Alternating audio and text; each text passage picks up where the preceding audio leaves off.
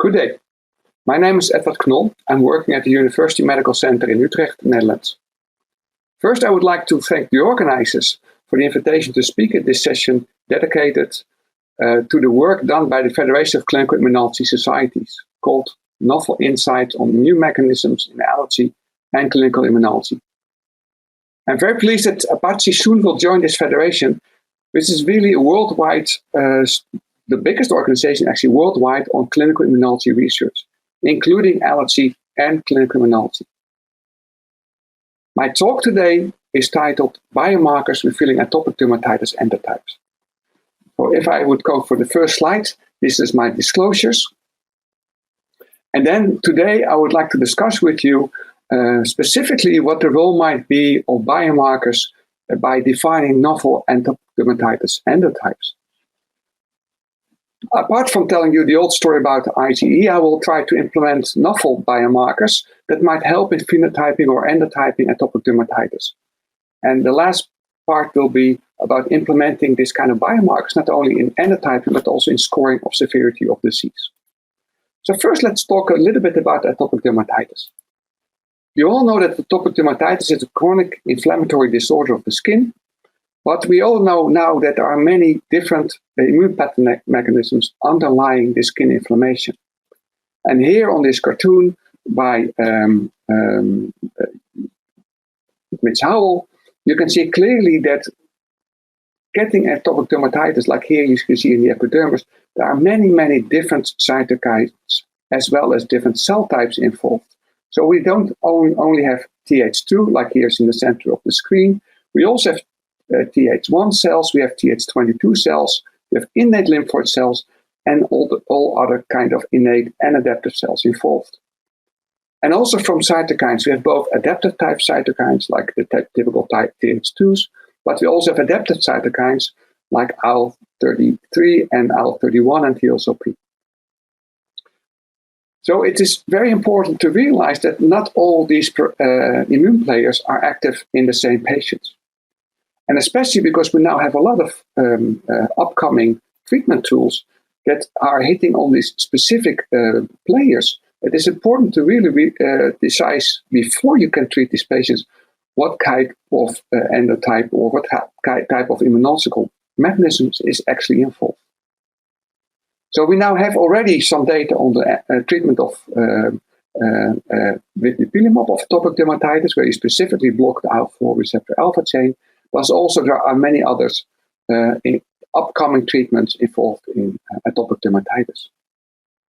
And one of the most well-known players in atopic dermatitis is actually immunoglobulin E. And we know from old work done also by Corne Johansson, one of the co-inventors of IgE, together with the Isisakas, we now know that in atopic dermatitis, the highest IgE levels of all allergic diseases can be found. So, therefore, it is important to realize what is exactly the role of the IgE in this disease. And a recent indication about the role, actually, let's say, kind of downtoning the role of IgE, came from one of the interference in atopic dermatitis disease with biologicals. So here you can see the first multicenter studies published on atopic dermatitis by Lise Beck, where they were treating patients with atopic dermatitis with dupilumab, where we block the IL-4 receptor alpha chain, blocking both interleukin-4 and IL-13, binding to many cell types. And as you can see here, in this left figure, you can see that within even 2 weeks of time, you can see that there is a big decrease in the pruritus scoring of these patients. So even up to 50% decrease in even one of the lowest concentrations. But overall, compared to placebo, there was an enormous and quick relief of these patients. But if you then look to the change in serum IgE in the same paper, you can see within that time frame of 2 weeks, there's actually not any change at all in specific IgE or total IgE, in these patients, indicating that probably the role of IgE in atopic dermatitis patients, where we always have been looking at, might not be that relevant. And we might more look at an atopic Th2-driven disease that might also, as a kind of side product, also have IgE. So we need to look now really what is important in the atopic Th2 setting. So therefore, I would like to go for my second part of my talk, where I will talk about implementing biomarkers in the phenotyping and endotyping of atopic dermatitis patients. And first of all, it is good to realize what actually biomarkers are. And if we look to the old definition by the NIH of already more than 20 years ago, they state that a biomarker is a characteristic that is objectively measured and evaluated as an indicator of normal biological processes, pathogenic processes, or pharmacological response to a therapeutic intervention. And this is actually highlighting what we are measuring. Until now, we are follow-up patients during treatment, and we also look at the pathological problem mechanisms in atopic dermatitis patients. So if we then look for biomarkers, and this is already a paper of a couple of years ago, and look what is really important in atopic dermatitis, you can see that this is a systemic review meta-analysis, that Ig is actually not suitable as a biomarker at all in atopic dermatitis, as is eosinophil cationic protein, CD30, or even vitamin D levels. Potential biomarkers are soluble adhesion molecules like soluble isolactin, chemokines like CTEC and MDC, or cytokines like IL-18.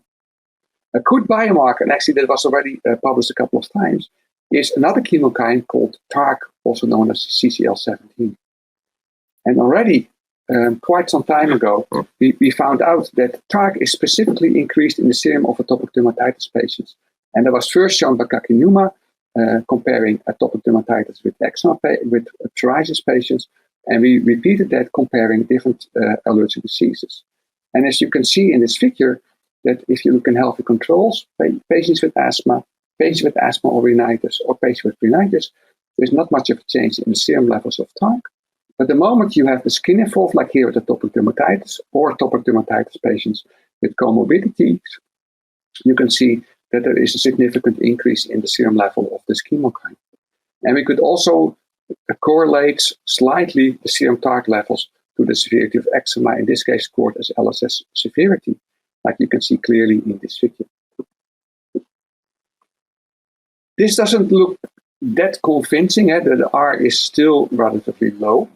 But if we use this parameter serum TARC to follow up patients in time, you can see that when we compare again the LSS severity score of eczema with the TARC levels, TARC here in pink and the LSS in black, you can see in both these patients during treatment that TARC is very nicely following the clinical severity of these patients. So TARC on individual patients can be a very useful tool to follow up treatment. But I would like to step a little bit further on than just a single biomarker. And we also always are looking with some kind of jealousy to the people working on asthma patients. Because in asthma patients already for quite some time, it is well known that biomarkers are helpful in endotyping patients for treatment. So here you can see a recent cartoon showing that both in serum in type 2 asthma, that means it's like Th2 and other typical Th2 cytokines are involved. You can see there's a specific biomarker phenotype, not only on cells, but also on things like TSLP, IL-25, but also IL-4 and IL-5. And if you look at the type 2 low asthma, you can see that then you see neutrophils popping up in the sputum, and you have more like an IL-17, IL-22 signal. So that's actually where we also were interested to look for in atopic dermatitis. So what we then did is that we went for a multiplex platform, so-called Luminex platform, where we first looked in a small group of patients, only 17, if we were able to pick up specific biomarkers in atopic dermatitis patients compared to healthy controls. And already in this first small study, we could see that it is very important not to look for single biomarkers, but to combine biomarkers. And then instead of the R of 0.56 for TARC, we now have an R of almost 0.86 by combining biomarkers. So that led us to set out to a next step, where we were looking for a novel set of biomarkers by screening 193 patients with atopic dermatitis. We tested 150 serum biomarkers related to immune disorders, and we compared serum biomarkers and clinical status of these patients. And here you can see the hierarchy, the cluster analysis of these patients compared to controls. And what you can clearly see is that when we look in the healthy control patients, that the serum biomarkers show specific patterns which is more or less alike between these different healthy controls. But if we then switch to the atopic dermatitis patients, you can see here in red the increase. And you can see in this group of patients, there's an increase of the biomarker, while in another group of patients, there's no increase at all. And there's even a small decrease in some of these biomarkers. And that you can see also in other part of these patients' populations. So vertically, again, there are individual patients. Horizontally, these are these biomarkers. So it is clear that atopic dermatitis is very heterogeneous, and even much more heterogeneous than healthy control patients, or healthy controls. And if we then try to group all these increased findings into clusters, you can now clearly see that if we just look at these 193 patients, that we more or less have four different groups. And if you look in 2D, they look like there's a lot of overlap, but if you look in 3D, you can see these are more or less distinct patients. Every dot here is one patient. So we have four clusters. Cluster 1 and 4 is related to even the highest Th2 cytokine family expressions, and which is lower in cluster 2 and 3. And for instance, cluster 3 and 1 are more high in the disease severity as well as comorbidity. So you can see that every group is characterized not only by cytokines, but also seems to be characterized by specific patterns. Also, this cluster 1 and 4 is not only highest in Th2, but also is the highest in local erythema in these patients. So this endotype was already published in 2017, and recently we could confirm this in another group of patients with eczema, another group of adult patients with eczema, where they were very much alike. So this seems to be a very stable phenotype in the method we used. So might these four groups highlight endotypes? And that's actually what we're now looking into to see if these are specific endotypes that might respond differently to treatment or might even predict specific treatments. Is it that simple? Well, it is not that simple, because we also looked not only in adults but in children, and that is just recently published. And when you look in children, you can see that when you compare 0 to 4 years, 5 to 11, and 12 to 17 years old patients, you can see in this different plot of serum biomarkers that these are not stable over time. That means that you have to be careful at which patient group, different age groups from children as well as adults, you're looking at to have very firm decisions on these endotypes. So let's move on, because we now have some clues about the endotypes. I will come back to treatment a little later, but now let's also see what we can do perhaps with these markers to help in scoring disease severity. And disease severity in atopic dermatitis is very hard to score. And I'm a basic scientist, and I'm always worried by all these scores that are used by the clinicians, where you can see that there are different scores, and every few years a new score is appearing. But if you look in the parameters that are being used in these scores, they are not the same between these scoring methods. So this is one of the problems, that the scoring methods are not the same over time. But what you also might understand, that it's very difficult to have a very homogeneous scoring between different individuals in one group or one institute, let's stand alone throughout the world. So therefore, it would be better to have a more objective parameter. So therefore, we were interested to see if we can use some of our biomarkers to have a better set to score disease severity. So what we did, now we looked at another group of patients, 65 patients during treatment. We compared them with another group of skin inflammation in psoriasis and also healthy controls. And we selected the top of our markers. So here you can see the biomarkers we selected that were the highest in the eczema patients in the previous set. And we looked at patients at time 0. They came in with severe atopic dermatitis. Then they were put on very intense topical steroid treatment for 3 weeks. We scored them again, and then they were put on a more relaxed schedule where we did intermediate treatment with the steroids for 3 to 9 weeks. And as you can see here, the treatment, when we did the clinical score, worked very well. Within these 3 weeks, we saw a big decrease in severity of disease, both in the EASI, the POEM, and the severity of the itching score, the FAS scores. And it more or less stabilized then in the next 3 weeks. And when we then looked for the markers, we also saw that these markers showed the similar decreases. And by doing a lot of statistical analysis, we were able to only use 3 biomarkers: TARC, IL-22, and the soluble IL-2 receptor, also known as CD24. And we could make a so-called predicted EASI score. So here you can see the formula we had to use for this to predict treatment, the effect, so disease severity. So this sounds like a lot of, let's say, numbers, but let's see how it behaves compared to the clinical scoring I just showed you before. So here we have the EASI score in green, and here we have now our scoring based on 3 biomarkers.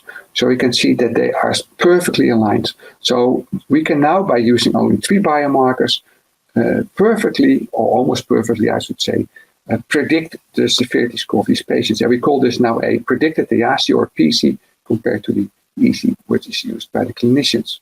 So this is a next point that we can use, and that might be very helpful in scoring disease. So let's then go to some kind of pitfalls or warnings, because are these treatments, can we easily follow these treatments using these biomarkers? And then we have to be very careful. And I would like to take you to a publication of almost 2 years ago, where we were doing a follow-up on patients treated with dupilumab. And we measured our normal panel of biomarkers. So here you can see TARC, PARC, and periostin. So they all went down. And the patients upon treatment, of course, we just showed you before that the dupilumab works very well. So also the patient treatment was very well. And actually all the markers did the way they should do. Apart from 2 markers, namely interleukin-4 and IL-13. These are the markers where the receptor is being blocked by the treatment by dupilumab. And you can see here that by blocking the receptor, you can actually see that in the serum, there is a small increase of interleukin-4, and there is a small, not significant increase, but there seems to be a trend in the increase of IL-13. Probably because the fact that IL-13 and IL-4 cannot bind to the receptor anymore, and therefore it is, let's say, artificially increased in the serum. So you have to be very careful when you manipulate these immune systems or immune markers, that you look well what you're measuring and correct your biomarker set for that.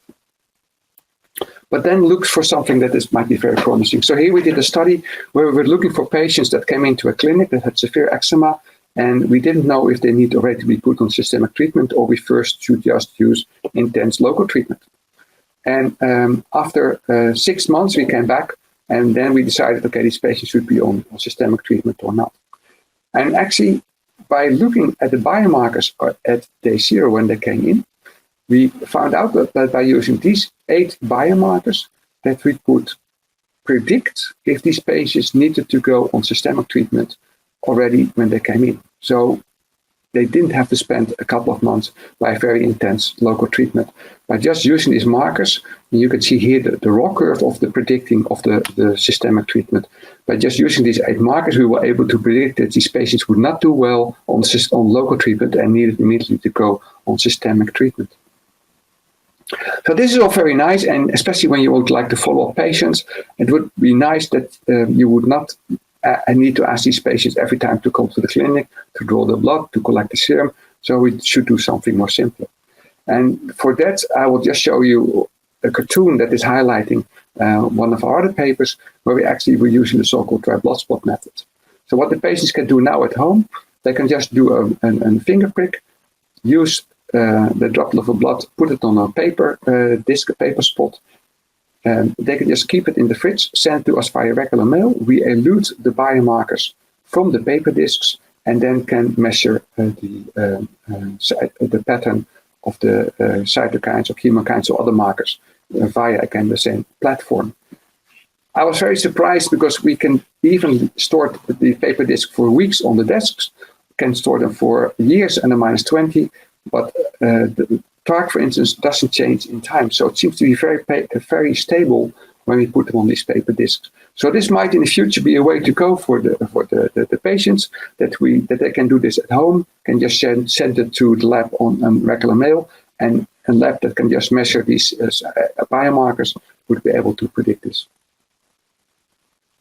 So rounding up my talk, today I discussed about atopic dermatitis, what kind of immunophenotyping might be available. I implemented the biomarkers that might help in phenotyping or endotyping the patient with atopic dermatitis, and gave some tools how these biomarkers might even help in scoring disease severity in atopic dermatitis. So concluding that that we should realize that atopic dermatitis is a Th2 disease or a type 2 disease with IgE as one of the markers. It's also important that single biomarkers are not really helpful, but you should always look for combination of biomarkers to predict, for instance, the best treatment when you are able to make proper statements about the phenotype of a specific patient. Of course, we need more work to be done. So now we are looking at the severe patients that are treated, if you can predict treatments. But also we would like the biomarkers to be able to predict side effects. For instance, conjunctivitis during treatment with dupilumab, which is in our patient population a huge problem. So it would be much better if you can predict already side effects using these biomarkers. Then last and most important slide is the people that have all contributed to this work. This is the group in Utrecht, where I would specifically like to thank Judith Thijs and Daphne Bakker, who did their PhD project on the biomarker development. And then the rest of the group in Utrecht, as well as the BioDay registry for the dupilumab patient that we did the follow-up on, and the group at Mentimmune at the time, who helped us in doing the first biomarker analysis, and the platform Immunomonitoring at the UMC in Utrecht that is doing all the biomarker analysis on the Luminex platform. And with that, I would like to thank you for attention, and I'm happy to take any questions. I'm Betty Diamond, and I want to talk today about B-cell tolerance and plasma cell differentiation in lupus. And what I want to do is suggest to you that it is a disease of B-cell activation and not so much antigen-specific tolerance. These are my disclosures, and lupus, as you know, is a disease with protean clinical manifestations, but all cellular injury and tissue injury in lupus begins with autoantibodies, and antibodies to nuclear antigens are the most universal in lupus. So I just want to remind you that IgM autoantibodies can in fact be protective, because IgM binds to C1q, which binds LAIR1, which is an immunosuppressive receptor on myeloid cells. IgG antibodies, on the other hand, bind activating Fc receptors. So it matters if the autoantibodies are IgM or IgG. Once one has IgG autoantibodies, there is a amplification loop that comes into play that creates an inflammatory milieu and production of more autoantibodies. So what leads to the production of IgG autoantibodies in lupus?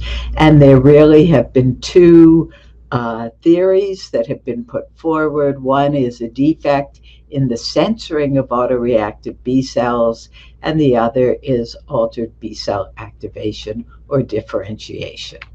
So this second theory, in fact, was the first put forward back in the 1980s.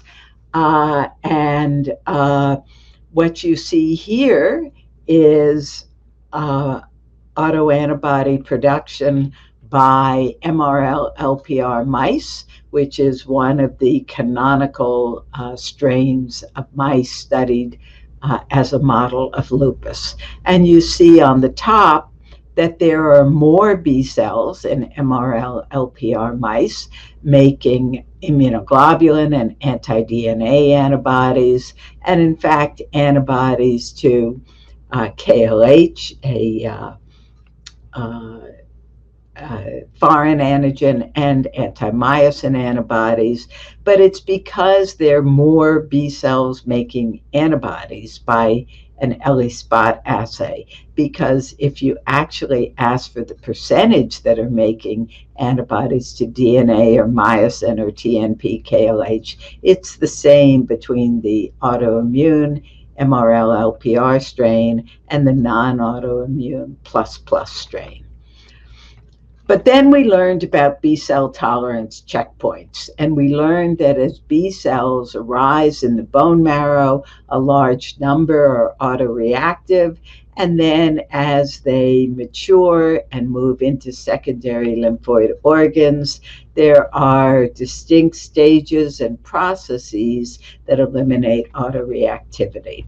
And Michel Nussenzweig, using a technology developed in his laboratory, showed that about 75% of immature B cells are autoreactive, but by the time they're mature, it's 20%. What he did was isolate individual B cells and clone the B cell receptor and express it in another cell line. And when he did this with lupus patients, he said that the lupus patients don't eliminate autoreactive B cells between the new immigrant stage or the transitional stage of B cell development and the mature immunocompetent stage of B cell development. And what I want to suggest to you is that the defect is actually one of plasma cell differentiation. There may be some component of antigen-specific tolerance, but there's a major defect in antigen in B cell differentiation, where lupus patients make, as was seen in the mouse slide, many more autoreactive IgG producing plasma cells. So we developed an assay to look at large numbers of cells, because with the Nussenzweig assay you can see that they would look at 30 cells of a population from a patient. And what we do is take nuclear extracts, biotinylate them, incubate them with cells, and then add a fluorochrome tag streptavidin. And you can see that when we do this, there are B cells that bind nuclear antigens. And we then use the Nussenzweig protocol to clone and express the ANA reactive antibodies or the non-ANA reactive antibodies from healthy individuals and a lupus individual. And you see that we have really 80% specificity and 80% sensitivity.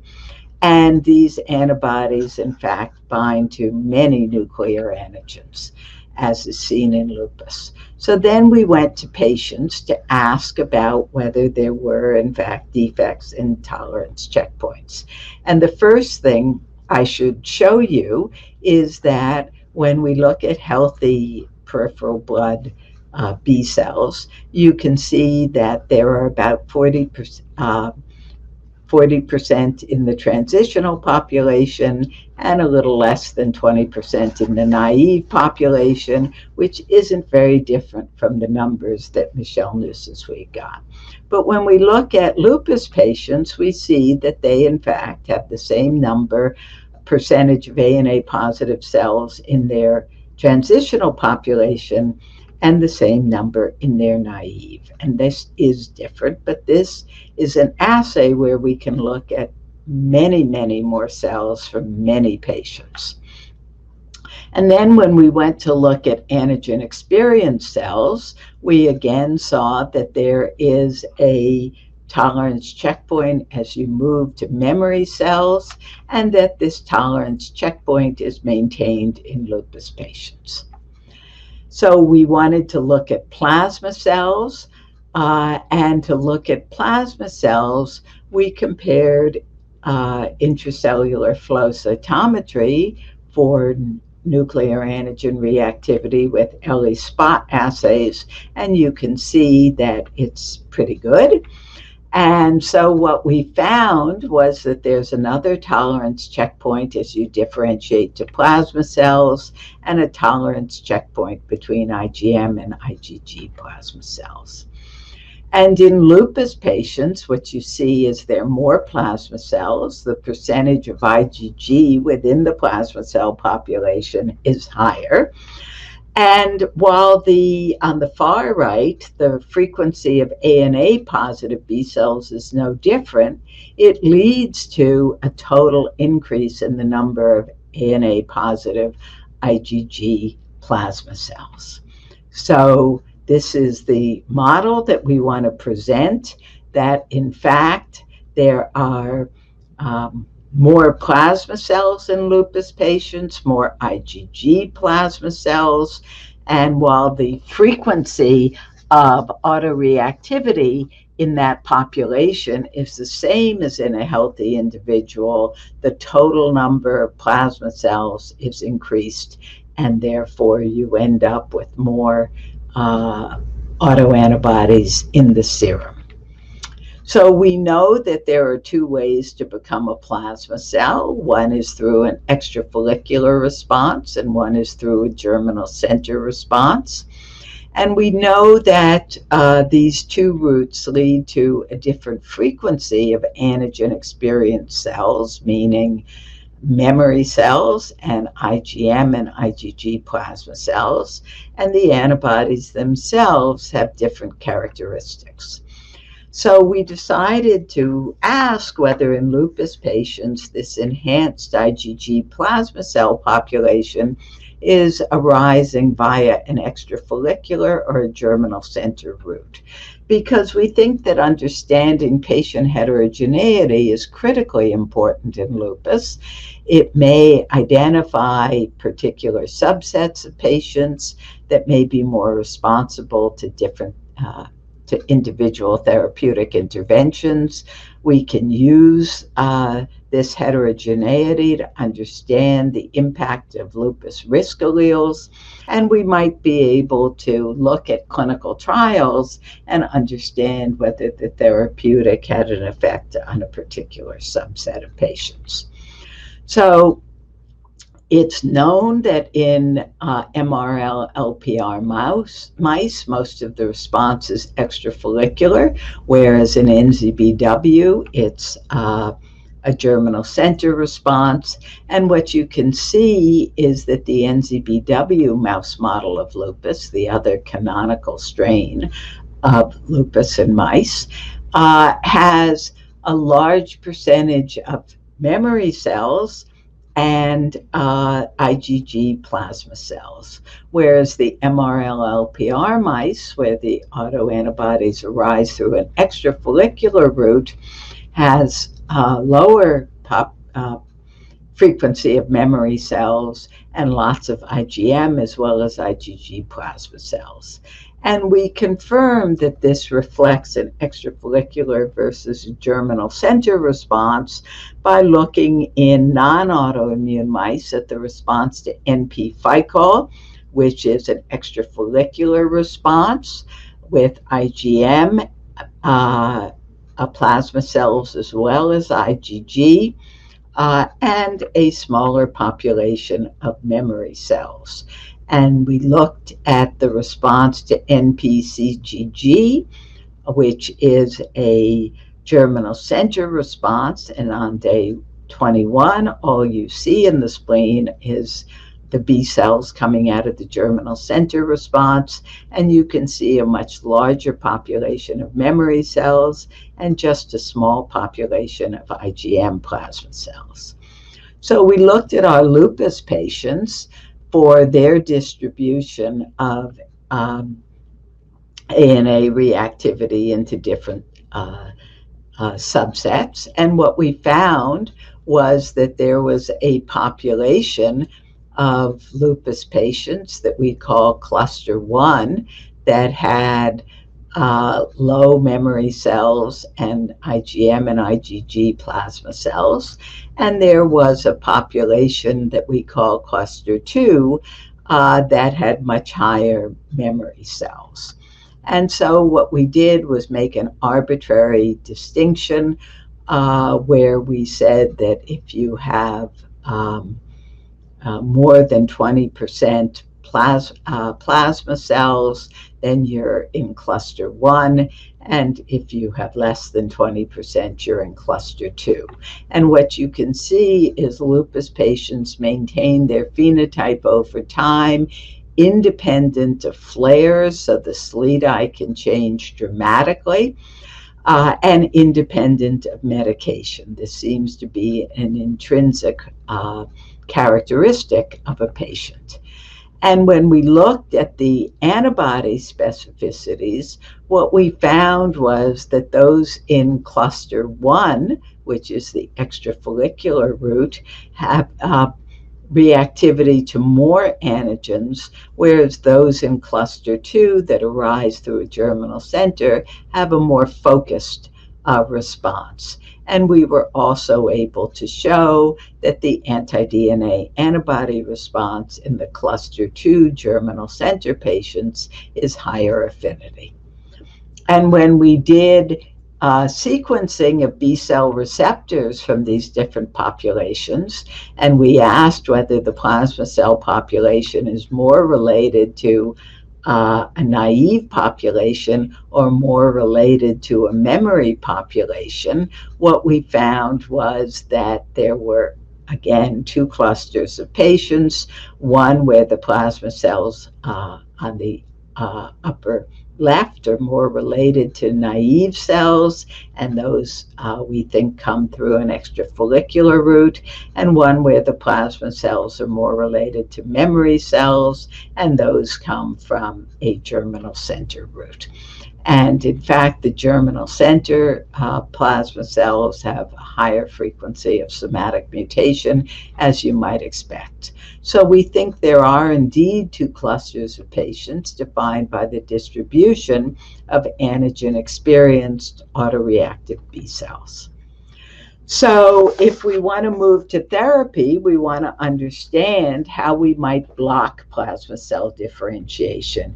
And we're always interested in safe, inexpensive, and globally transportable therapeutics. So we looked at metformin because immunomodulatory activity has been attributed to metformin.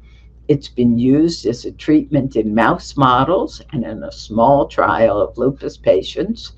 And in one autoimmune mouse model, metformin reduced germinal center formation, the number of plasma cells, and levels of anti-DNA antibodies. And recently, it's been reported that metformin binds HMGB1. HMGB1 levels are elevated in lupus. HMGB1 is a DAMP or alarmin that is secreted by activated immune cells, and it chaperones RNA and DNA to endosomal toll-like receptors.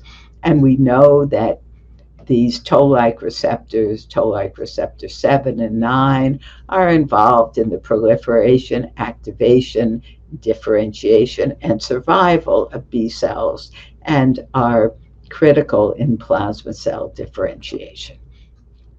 So what we did was look at plasma cell differentiation starting from memory B cells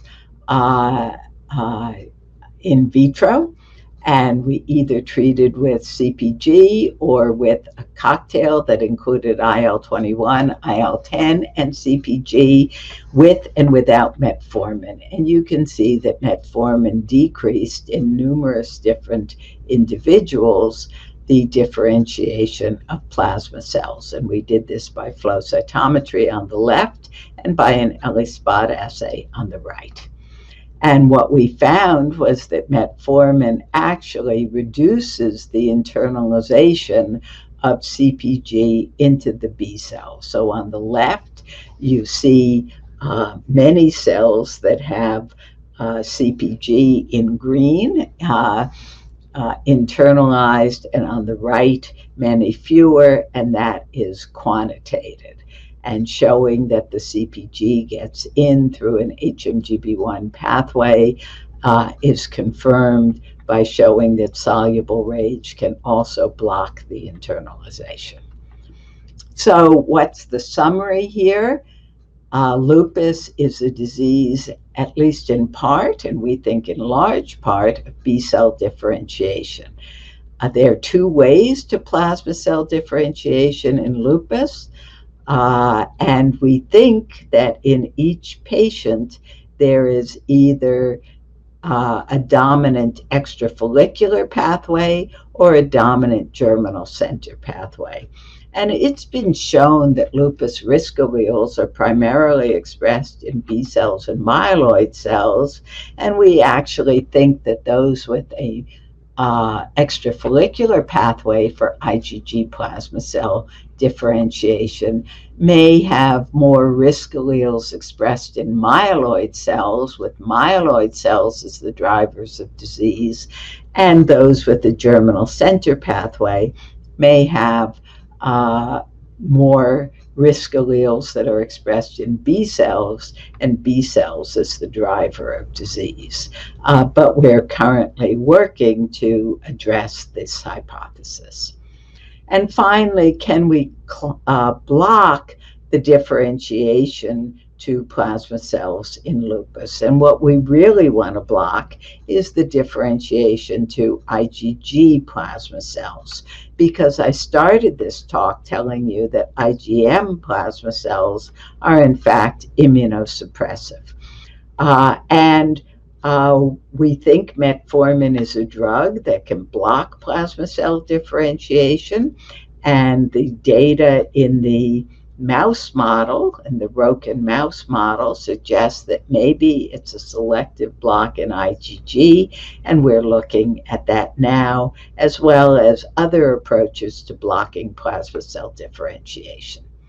So I want to acknowledge the people who actually did this work at the Feinstein Institute. It's people in my laboratory, and the patients come from Megan Mackey and Cindy Aronow.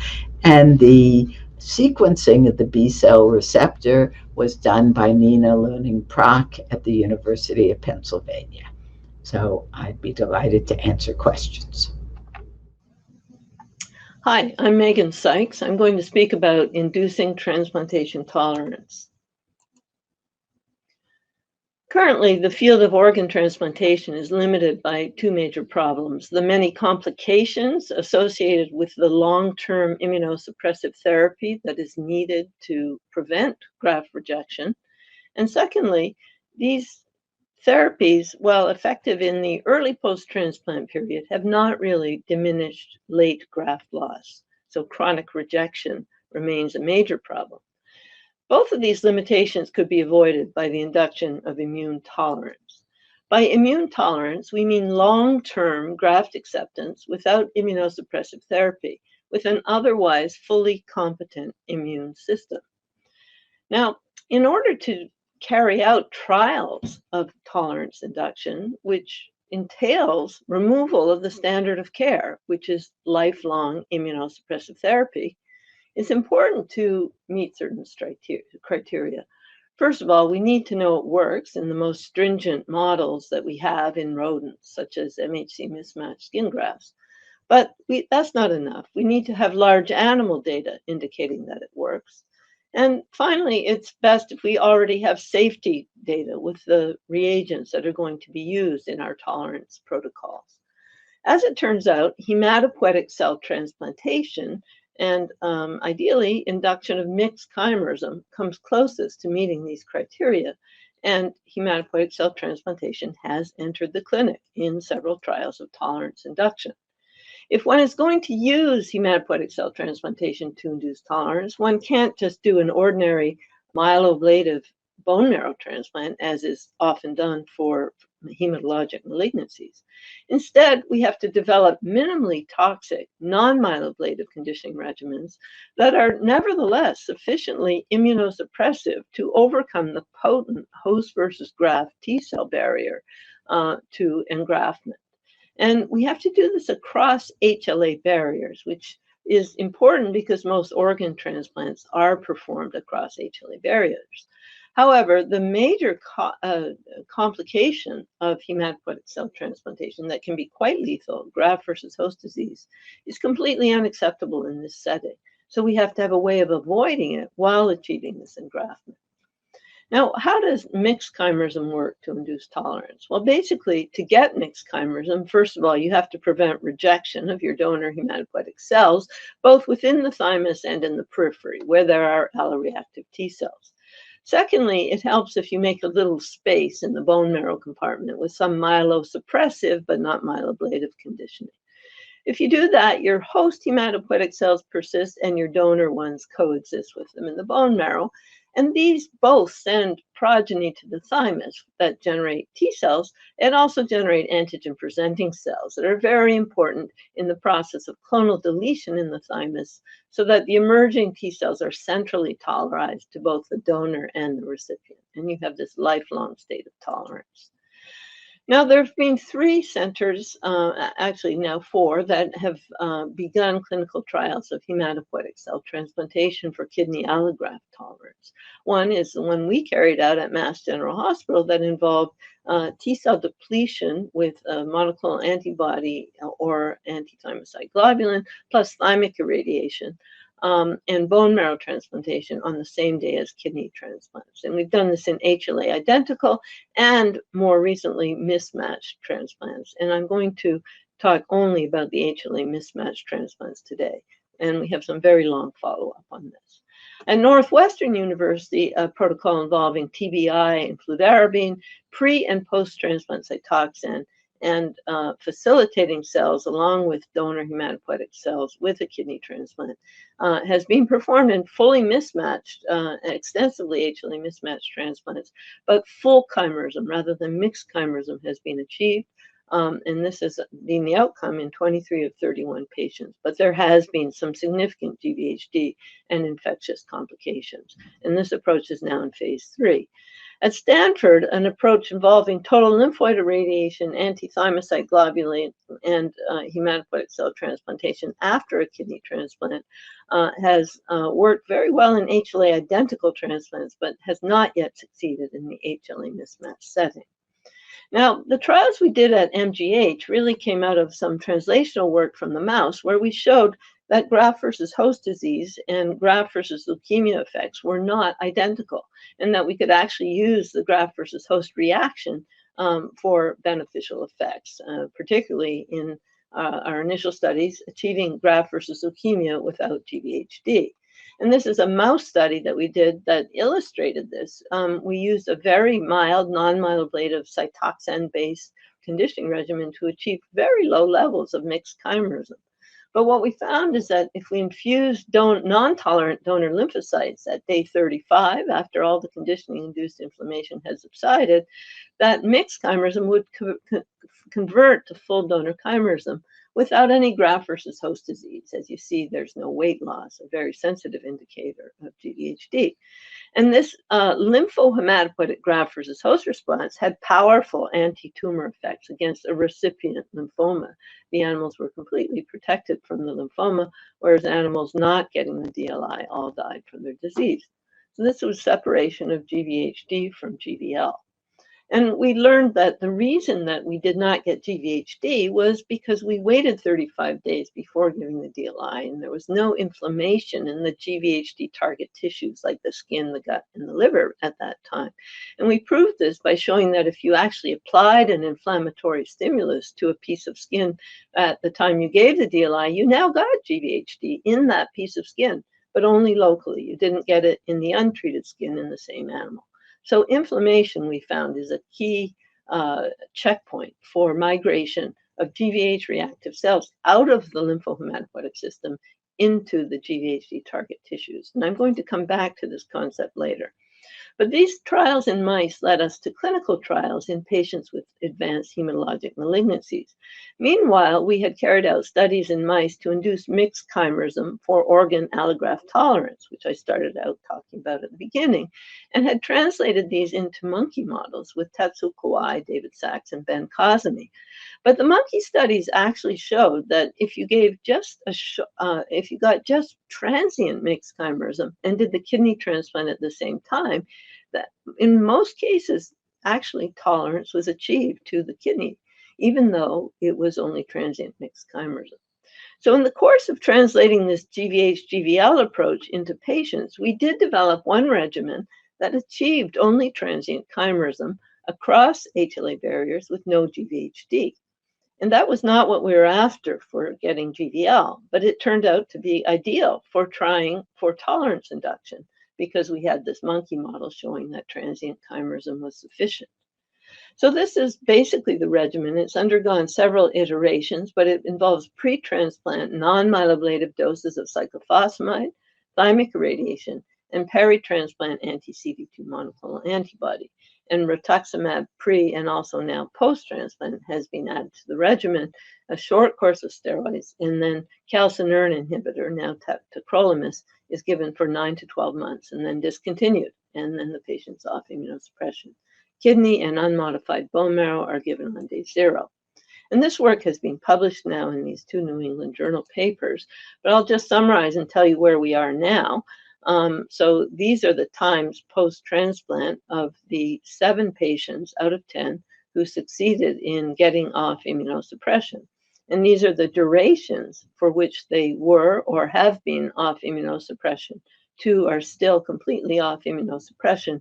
The others went 4 to 17 years with no immunosuppression before having recurrent underlying disease or developing donor-specific antibodies that required returning to monotherapy. A couple of them, with the second iteration, did eventually undergo chronic rejection, and we modified the protocol to avoid that in our 3rd protocol. So what are the mechanisms of tolerance for this period when they're off immunosuppression? We did a lot of assays in these patients, and we found that 7 of the cases, 7 of 7, had donor-specific hyporesponsiveness in all their functional assays in vitro. They all showed enrichment of regulatory T cells in the circulation for 6 to 12 months, and then they returned to baseline. We could see evidence for suppression in these in vitro assays in the first 6 months to a year, but later on did not. Later on, it seemed that there was unresponsiveness or hyporesponsiveness to the donor that was not dependent on the suppressive mechanism. So this led us to hypothesize that regulation was important, but this was followed by deletion of donor-specific T cells. But at that time, it was very difficult. There wasn't a good way to distinguish between anergy and deletion. But around the time that high throughput sequencing platforms for human T cell receptor variable regions became available, we developed this assay, realizing it could be a useful way to identify the donor reactive, alloreactive repertoire, of course, which we thought was quite a large proportion of T cells. And basically what we do is we take patient cells, label them with CFSE, cytoplasmic dye, co-culture with violet labeled irradiated donor cells, culture for 6 days, and then sort separately CD4 and CD8 cells that are violet dye negative, so they're responder cells, and that have diluted their CFSE dye. They've divided in response to the donor. And then we extract DNA from these populations and from the unstimulated CD4 and CD8 cells. And we compare those repertoires, particularly the hypervariable region, the CDR3 of the T cell receptor beta chain. And what we find is that certain clones, thousands of them, expand specifically in response to the donor. And now we can track the post-transplant repertoire and see what about those donor reactive cells. Are they there? Are they expanded? Are they gone? And what we found is that, in fact, donor-specific T cells underwent a specific decline in all of the patients who showed tolerance, whereas in the same regimen, a patient who failed to achieve tolerance did not show any significant decline in the number of circulating donor-reactive T cells. Moreover, these patients showed an enrichment of FOXP3 positive cells in protocol biopsies that showed absolutely no evidence of rejection. And so we thought maybe the increase in the circulating Tregs that I mentioned earlier might actually be specific for the donor. So we developed a way of identifying the donor-specific Treg repertoire using an expansion with activated donor B cells. And we then got a lot of Tregs of the recipient in response to the donor, identified their repertoire, and then asked at 6 months post-transplant, what is the frequency of those donor-specific Tregs by TCR sequencing. And what we found is that in all 3 tolerant subjects, there was an increase in the clone fraction or the cumulative frequency of donor-specific Tregs, whereas there was not in the patient who failed to achieve tolerance. So in summary, these studies with HLA mismatch, combined kidney and bone marrow transplantation, gave us just transient chimerism. Tolerance was associated with early expansion of donor-specific Tregs in the circulation and was associated with a gradual reduction that we think is deletion of donor-reactive clones in the circulation. In contrast, conventional transplant recipients show increases in numbers of circulating donor-reactive T cells, and this has been verified in a separate independent study. Now I'm going to just end by moving to intestinal transplantation because this is a very difficult type of transplant. It's the only treatment for people with end-stage intestinal failure who can no longer tolerate TPN, but it has very high rejection rates. And also they can get GVHD, and there's a lot of infection because of the high levels of immunosuppression needed. As it turns out, though, multivisceral composite graft transplantation that includes liver, spleen, stomach, as well as intestine, is associated with lower rates of severe rejection compared to isolated intestine, as you see here. So we hypothesized that maybe there's something very interesting going on immunologically, that there's perhaps a GVH reaction that doesn't lead to GVHD in these patients. And indeed, when we prospectively monitored them for chimerism, what we found is that these patients have very high levels of T cell chimerism and even B cell chimerism that can last for quite a long time, over a year, in patients who get multivisceral transplants that are represented by circles in all of these next slides. Whereas patients with isolated intestinal transplants have less chimerism that tends to last less long. And you'll see there's also some myeloid chimerism here. And what we also noted, I'm not showing you, is that patients who had what we call macrochimerism, whose T cell chimerism exceeded 4% in the circulation at the peak, had much better outcomes, much less rejection of their donor graft. And we went on to show that, in fact, this chimerism is not only T cells, as I showed you, it's multilineage, and that there are hematopoietic progenitor and stem cells in the intestinal allograft that are leading to this chimerism. We found that human intestinal mucosa and associated lymphoid structures in liver contain HSPCs, including both progenitors and long-term repopulating hematopoietic stem cells. Interestingly, these all got eventually replaced from a circulating pool, as we saw on serial biopsies. But the pluripotent hematopoietic stem cells showed the slowest turnover. It took years for them to be replaced by the recipient. Most importantly, these HSPCs from the graft contribute to hematopoiesis, including de novo lymphopoiesis in the recipients.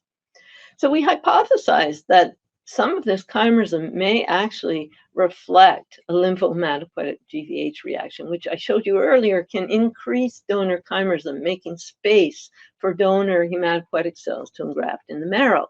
And indeed, on these serial biopsies, when we interrogated them for GVH and host versus graft T cells that we had identified pre-transplant with our TCR sequencing-based method, we found that the patients who had macrochimerism and did very well had much greater ratios of GVH reactive T cells to HVG reactive T cells, shown in the blue, than those who did not have the macrochimerism and who had more rejection. These are HVG T cells greater than GVH T cells. This is in the intestinal allograft mucosa itself.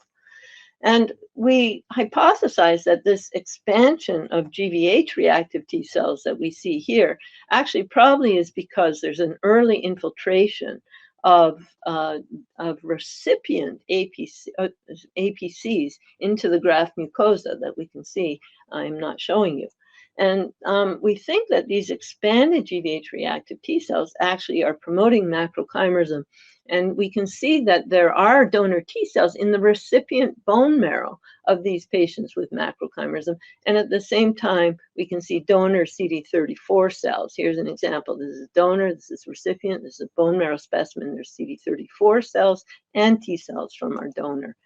And we carried out single-cell RNA-seq along with TCR sequencing of these bone marrow aspirates to see what these donor T cells were that are there. And indeed, we found several clones that were GVH reactive, that we could identify as GVH reactive from our pre-transplant TCR sequencing MLR assay. And interestingly, those GVH reactive clones had all these markers of being cytolytic. So we think that they were actually attacking the recipient bone marrow and the recipient T cells, promoting donor engraftment. And you see these same clones were detected in multiple structures of this recipient at various times post-transplant. In contrast, these non-GVH reactive clones had a very different functional phenotype based on their transcriptional profile. These are all bone marrow T cells at day 126. So to summarize, what happens is we do this intestinal transplant. There are donor T resident memory cells and donor hematopoietic stem and progenitor cells in it. And we also give the liver and lymph nodes and so on that have more donor T cells. We give that to the recipient. Now, there are host versus graft reactive T cells in the circulation, and there are also host APCs that very early we've seen enter the graft mucosa. And what that does is induces expansion of donor TRMs that have cross-reactive GVH reactivity. And those GVH reactive cells are there at the same time as recipient host versus graft T cells entering the lymphoid structures and the graft. But those GVH reactive cells that expand are somehow attenuating the activity of these HVG reactive T cells, both in the lymphoid tissues and in the graft. Meanwhile, these GVH reactive cells we've seen get out into the circulation. I didn't show you that. And they get into the recipient bone marrow. And that lymphomatopoietic GVHR, the concept I introduced at the beginning, attacks host hematopoietic cells, making space for these HSPCs from the graft in the recipient bone marrow. And those also go to the thymus, and they generate new lymphocytes in times that data I didn't show you. So we think this is a very encouraging result, and we're actually now doing a trial of trying to get more permanent chimerism and ultimately tolerance in intestinal transplant recipients by taking advantage of this lymphomatopoietic GVH reaction. There's no GVHD to promote engraftment of donor HSCs that we give at the time of peak lymphomatopoietic GVHR in the circulation. I'd like to acknowledge the many people who contribute to this work. These are my collaborators on the intestinal transplant studies. I'll just mention Jianing Fu and Julien Zuber, the main postdocs performing the work, and our clinical collaborators, Mercedes Martinez and Tom Cato and Adam Griesenberg and Josh Weiner, and many others involved in this work. And this is the team involved in the kidney transplant work. Many people in my lab, as well as my collaborators at Mass General, and collaborators at Adaptive and computational collaborators. Thank you very much for your attention.